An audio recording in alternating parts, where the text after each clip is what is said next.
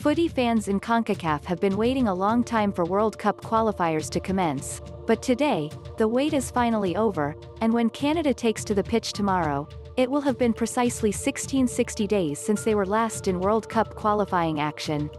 This time around, 34 nations from CONCACAF are participating in the FIFA World Cup Qualifiers. However, only 3, and possibly 4, will be granted a spot in the world's biggest tournament. To get you fully ready, we run you through the format, get a grip on the countries, take a peek at the squads, and whip up a few predictions in what will be a qualifying cycle like no other, all for a spot at First World Cup in the Middle East. The format. It's not often that about 4 different formats are expected at different times leading up to a tournament.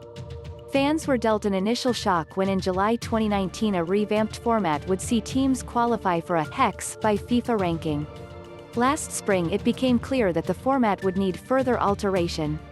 Murmurs of 3-4 team groups made their way around, before the latest format was officially announced in July 2020. Originally scheduled to kick off in October, further scheduling alterations proposed a March start with the same format. This time though, it appears it's for real. It's fair to say, the anticipation for the qualifiers has been bubbling for a while, and Mr. Montagliani's going to have to go turn the kettle off soon because they're reaching a boiling point now. Whether or not it's your cup of tea, the format is finalized, so we might as well get familiar with it.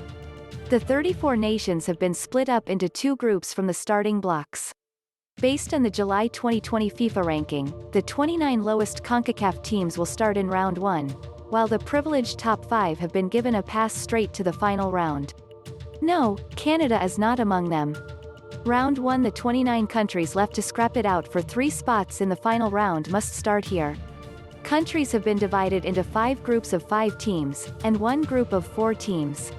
When the format was constructed, this round was meant to include 30 nations split evenly into 6 groups, but St. Lucia withdrew, leaving a 4-team Group E. Teams were seeded by FIFA ranking, which is good news for Canada, given they sit second among these 29 teams, 7th overall in CONCACAF. Each team will face each other once, instead of the conventional home and away round-robin format usually adopted for such tournaments.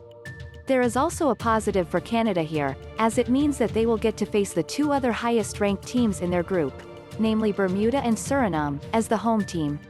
Once each group has played its 10 matches, or 6 in Group E, only the first-placed team in each group makes it through to the second round. Yep, that's right, each team has only 3 or 4 games to place themselves first in their group.